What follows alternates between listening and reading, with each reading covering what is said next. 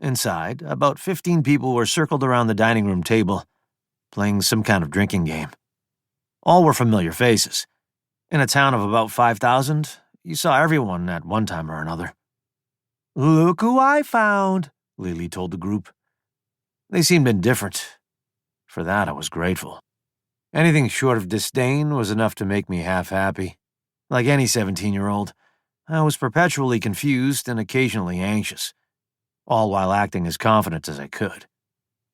45 minutes later, the number of people had nearly tripled, and the radio, blaring classic rock, had gotten turned up twice as loud.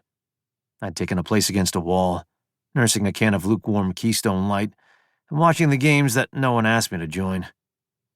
After finishing my beer, I acted as if the can were full, bringing it to my lips time and again. Lily had gone to the kitchen and brought me the beer when we'd arrived. She'd since disappeared upstairs with a pack of other girls.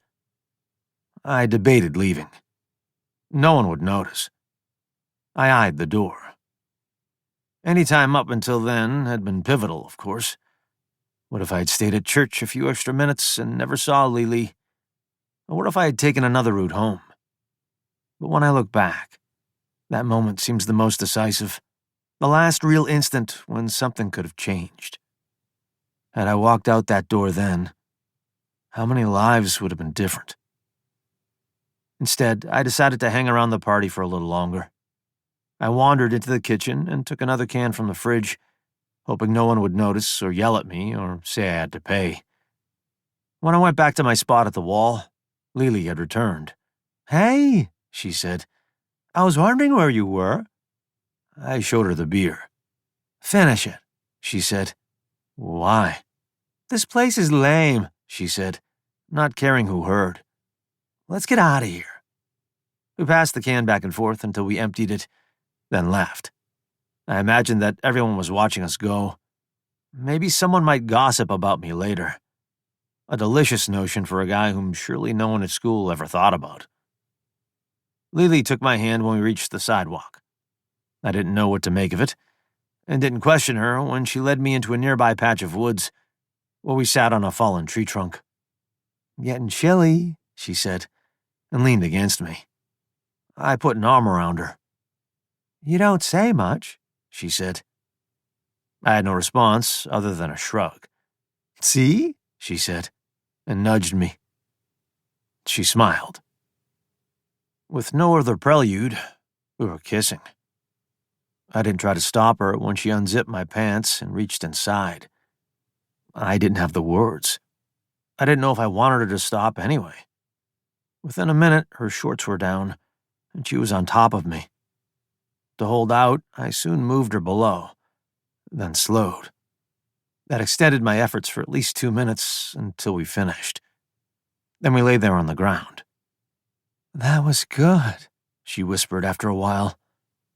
"Yeah," I said, because I had to say something. I pined over Lily each day that summer, and scanned the streets whenever I was out in Locksburg. When my parents and I went on a 3-week church retreat, I called our home number often to check the machine, in case Lily had left a message. I debated endlessly about whether to call her, some days convincing myself that she wouldn't want to talk to me, other days swearing that she was probably waiting for me to make a move. Then, in August, she knocked on my front door. I couldn't help smiling when I saw her. "Hey." "Hey, you alone?" "Yeah, my mom and dad are at the church." "Anybody else here?" "No." "Can I come in?" I opened the door. She came inside, then stopped in the middle of the living room and turned to face me. "I'm pregnant." Dry words caught in my throat, while terror and anguish and fear swirled in my gut. I can feel the echoes of those emotions still. They sometimes creep into my dreams and wake me with remnants of the panic I felt at that moment.